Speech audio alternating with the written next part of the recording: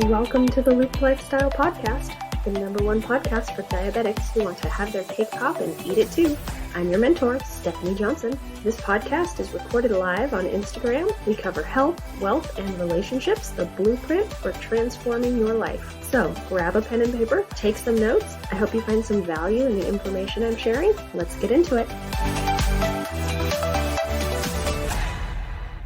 Welcome to Tilt, Transform Your Life Tuesday. I'm your mentor, Stephanie Johnson. Last week, we talked a little bit about what it might look like to begin a relationship as a person who is maybe a little more mature, with a stable job, who has never experienced trauma, or who has already worked through a lot of that trauma, versus as a person whose lifestyle is maybe a bit more unstable and is still struggling with past trauma. I was anything but healed when I met my husband. He was actually a big part of my healing, and what I've learned is that relationships and affection are a big piece of the human experience. I found both comfort and distraction in my relationship. Even after we were married, my husband, my best friend, the person who helped me through everything, was deployed and I was left alone. I remember the anxiety and depression being so bad that I would sit on the floor in the bathroom and cry until I threw up. My heart and chest physically ached. I tried to claw it out. I wanted to die because it hurt so badly.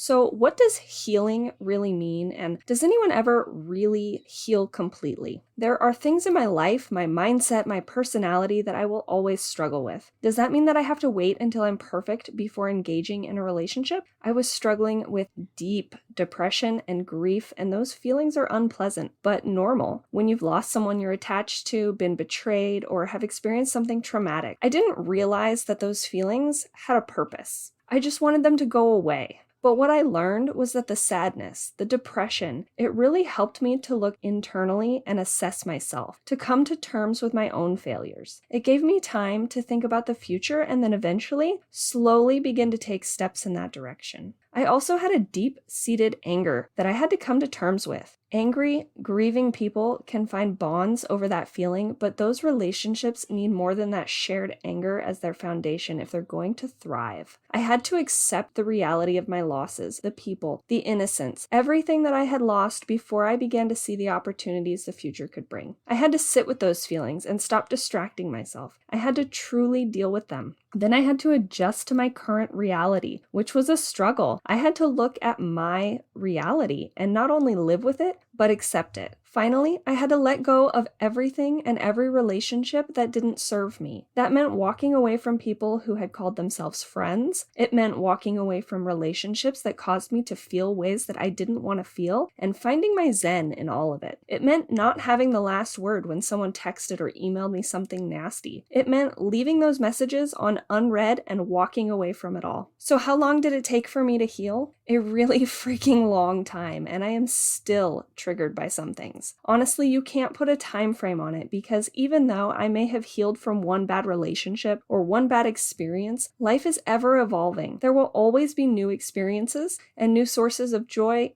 and pain, and I needed to learn how to cope with it all. So when you can let go of the anger and the sadness and your imagination starts to show you a brighter future, you might just be ready to start taking small steps forward. Thanks for joining me on this episode of Tilt. I appreciate every single one of you. If you're struggling, as always, the link for mentoring is in my bio on Instagram at @the_cranky_panky. Fill it out and we'll have a chat to see if I can help. Have a great night and we'll chat soon.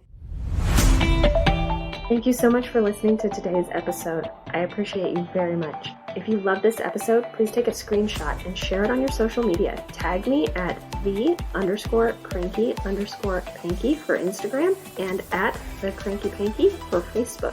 You can find the application for mentoring at the link in my Instagram bio at @the_cranky_panky. Get your application in, we'll have a chat and see if the Have Your Cake Pop and Eat It Too program is right for you. Until next time, stay in the loop.